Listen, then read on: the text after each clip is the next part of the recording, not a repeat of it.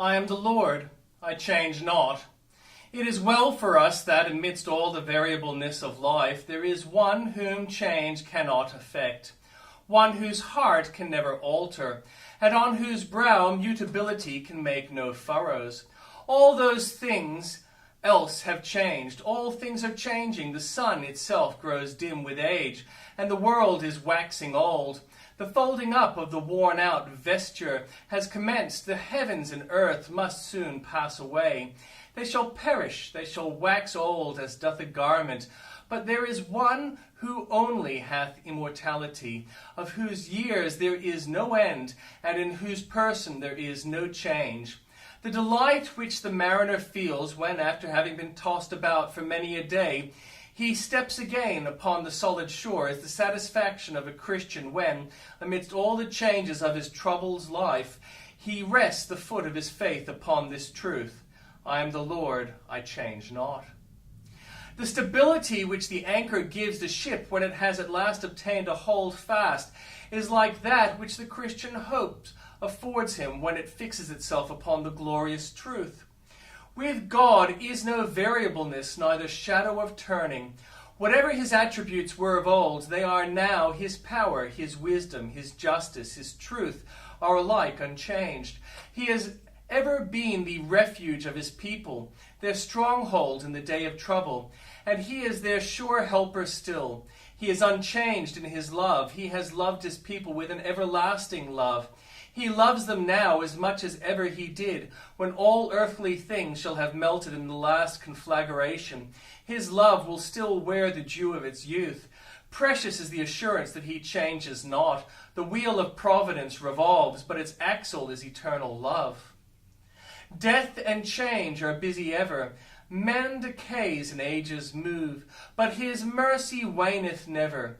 God is wisdom, God is love. Horror hath taken hold upon me because of the wicked that forsake thy law. My soul, feelest thou this holy shuddering at the sins of others? For otherwise thou lackest inward holiness. David's cheeks were wet with rivers of waters because of prevailing unholiness. Jeremiah desired eyes like fountains that he might lament the iniquities of Israel. And Lot was vexed with the conversation of the men of Sodom. Those upon whom the mark was set in Ezekiel's vision were those who sighed and cried for the abominations of Jerusalem. It cannot but grieve gracious souls to see what pains men take to go to hell. They know the evil of sin experimentally, and they are alarmed to see others flying like moths into its blaze. Sin makes the righteous shudder because it violates a holy law, which is to every man's highest interest to keep. It pulls down the pillars of the commonwealth. Sin in others horrifies a believer because it puts him in mind of the baseness of his own heart. When he sees a transgressor, he cries with the saint mentioned by Bernard, "He fell today, and I may fall tomorrow." Sin is to a believer is horrible because it crucified the Savior. He sees in every iniquity the nails and spear.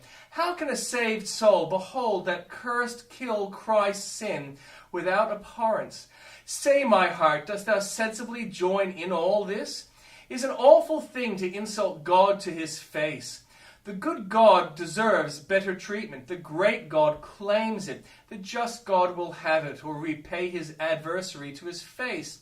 An awakened heart trembles at the audacity of sin, and stands alarmed at the contemplation of its punishment. How monstrous a thing is rebellion! How direful a doom is prepared for the ungodly! My soul never laughed at sin's fooleries, lest thou come to smile at sin itself. It is thine enemy, and thy Lord's enemy. View it with detestation, for so only canst thou evidence the possession of holiness, without which no man can see the Lord.